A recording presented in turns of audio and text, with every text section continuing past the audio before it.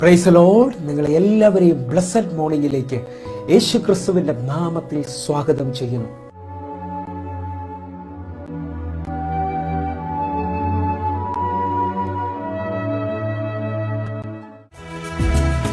കാണുന്നു ഞാൻ വിശ്വാസത്താൽ എൻ മുൻപിൽ ചെങ്കടൽ രണ്ടാകുന്നു. കാണുന്നു ഞാൻ വിശ്വാസത്താൽ എൻ മുൻപിൽ ചെങ്കടൽ രണ്ടാകുന്നു. കാണാത്ത കാര്യങ്ങൾ കൺമുൻപിലെന്നപ്പോൾ വിശ്വസിച്ചിടുന്നു എൻ കർത്താവേ. കാണാത്ത കാര്യങ്ങൾ കൺമുൻപിലെന്നപ്പോൾ വിശ്വസിച്ചിടുന്നു എൻ കർത്താവേ. കാണുന്നു ഞാൻ വിശ്വാസത്താൽ എൻ മുൻപിൽ ചെങ്കടൽ രണ്ടാകുന്നു. കാണുന്നു ഞാൻ വിശ്വാസത്താൽ എൻ മുൻപിൽ ചെങ്കടൽ രണ്ടാകുന്നു.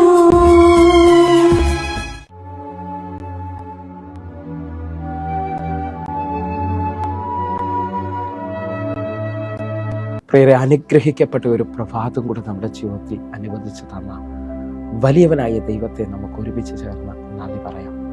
എത്ര പേർ പറയും, ഞാൻ നിന്നുവല്ല എൻ്റെ ദൈവം എന്നെ നിർത്തിയതാണ്. ഒന്നുകൂടെ പറഞ്ഞു കഴിഞ്ഞാൽ 2024 ഫെബ്രുവരി മാസം 17-ാം തീയതി വരെയും എന്നെയും എൻ്റെ കുടുംബത്തെയും പ്രത്യേകിച്ച് പകർച്ചവ്യാധിയിൽ നിന്നും അനേക പ്രതികൂലത്തിൽ നിന്നും പ്രതിസന്ധിയിൽ നിന്നും കണ്ണിലെ കൃഷ്ണമണി പോലെ സൂക്ഷിക്കുകയും വിടുവിക്കുകയും ചെയ്ത വലിയവനായ ദൈവത്തിന് നന്ദി പറഞ്ഞുകൊണ്ട് ഈ പ്രഭാത ചിന്തയിലേക്ക് നമുക്ക് ഒരുമിച്ച് അടുത്തു വരാം. നമുക്ക് ധൈര്യത്തോടെ പറയാം, കർത്താവ് എനിക്ക് തുണ. പ്രിയരെ, പ്രാരംഭവാക്യത്തിലേക്ക് എബ്രായർക്ക് എഴുതിയ ലേഖനം 13-ാം അധ്യായം അതിന്റെ 6-ാമത്തെ വാക്യം. ആകയാൽ കർത്താവ് എനിക്ക് തുണ, ഞാൻ പേടിക്കുകയില്ല, മനുഷ്യൻ എന്നോട് എന്തു ചെയ്യും എന്ന് നമുക്ക് ധൈര്യത്തോടെ പറയാം. പ്രിയരെ, നമ്മുടെ വിശ്വാസത്തോടുള്ള വാക്കുകൾക്ക് വലിയ വ്യത്യാസം നമ്മുടെ ജീവിതത്തിൽ കൊണ്ടുവരാൻ കഴിയും. ഹല്ലേലൂയ. ഒന്നുകൂടെ പറഞ്ഞാൽ, വിശ്വാസത്തോടുള്ള വാക്കുകൾ നമ്മുടെ ആത്മവിശ്വാസത്തെ വർദ്ധിപ്പിക്കും. ഹല്ലേലൂയ.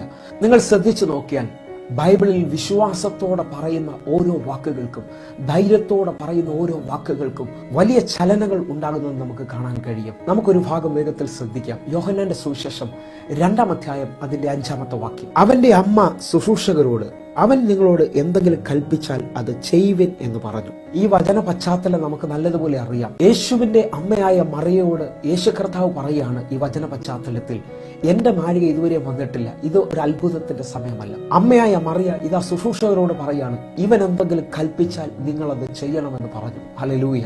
എന്നെ കേൾക്കുന്നവരെ, ആ ഒറ്റ വാക്കിൽ കാനാവിലെ കല്യാണ വീട്ടിൽ അത്ഭുതം സംഭവിക്കുകയാണ്. 7-ാമത്തെ വാക്യം നിങ്ങൾ ശ്രദ്ധിച്ചു നോക്കിയാൽ, യേശു കർത്താവ് ആ കൽപാത്രങ്ങളിൽ വെള്ളം നിറപ്പിൻ എന്ന് പറഞ്ഞു. നമ്മുടെ വിശ്വാസത്തോടുള്ള വാക്കുകൾക്ക് നമ്മുടെ സാഹചര്യത്തെ മാറ്റുവാൻ കഴിയും.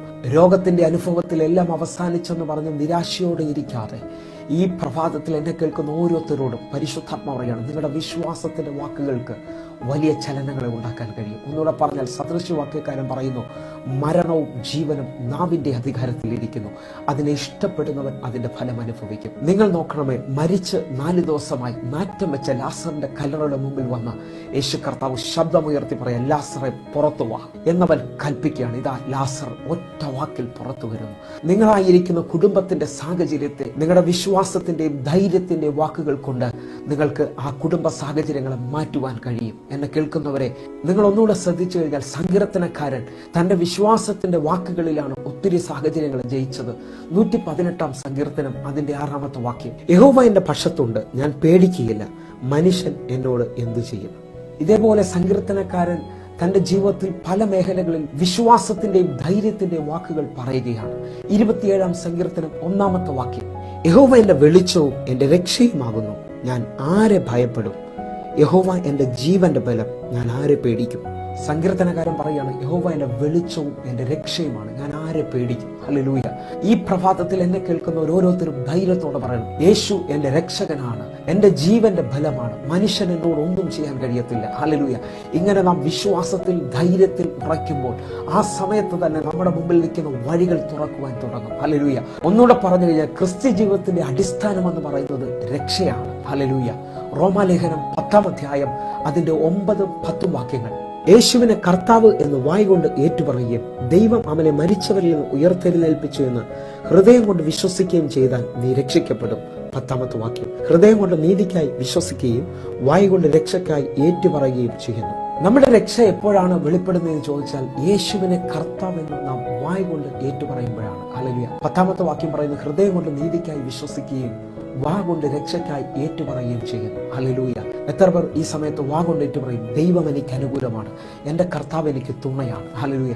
ആ നിലകളിൽ നമ്മുടെ വിശ്വാസത്തിന്റെ വാക്കുകൾ പുറപ്പെടുമ്പോൾ തന്നെ നമ്മുടെ മുമ്പിൽ നിൽക്കുന്ന മല പോലെ നിൽക്കുന്ന വിഷയങ്ങൾ മാറും. ഹല്ലേലൂയ. നമ്മുടെ മുമ്പിൽ നിൽക്കുന്ന അസാധ്യതകളെ നോക്കിയിട്ട് വിശ്വാസത്തിന്റെ വാക്കുകൾ ധൈര്യത്തോടെ പറയാം. എങ്കിൽ നമുക്ക് ഒരുമിച്ച് പ്രാർത്ഥിക്കാം. ഞങ്ങളെ സ്നേഹിക്കുന്ന ഞങ്ങളുടെ നല്ല കർത്താവേ, ഞങ്ങൾ ഒരുമിച്ച് ചേർന്ന് വിശ്വാസത്തോടെ ഈ പ്രഭാതത്തിൽ പ്രാർത്ഥിക്കുന്നു. അങ്ങ് ഞങ്ങൾക്ക് തുണയാണ്, അങ്ങ് ഞങ്ങൾക്ക് അനുകൂലമാണ്. ഞങ്ങളുടെ സ്ഥിതികൾക്ക് അങ്ങ് മാറ്റം വരുത്താൻ പോകുന്നതിനായി നന്ദി. അങ്ങയുടെ വലിയ സ്നേഹം ഞങ്ങളുടെ മുമ്പിൽ വെളിപ്പെടുത്തിയതിനായി നന്ദി. യേശുവിൻ നാമത്തിൽ ഞങ്ങൾ പ്രാർത്ഥിക്കുന്നു. അത്ഭുതങ്ങൾ ഇപ്പോൾ സംഭവിക്കട്ടെ. അടഞ്ഞുപോയ വഴികളെ ഞങ്ങൾ വിശ്വാസത്തിന്റെ വാക്കിനാൽ തുറക്കുകയാണ്. ഇപ്പോൾ വാതിലുകൾ തുറക്കുന്നതിനായി നന്ദി. യേശുവിൻ നാമത്തിൽ പ്രാർത്ഥിക്കുന്നു. ആമേൻ.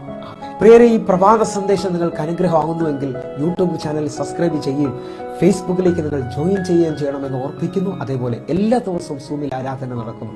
നിങ്ങളെയും ക്ഷണിക്കുന്നു. എങ്കിൽ ഈ പ്രഭാതം ഏറ്റവും അനുഗ്രഹമായി തീരട്ടെ. God bless you.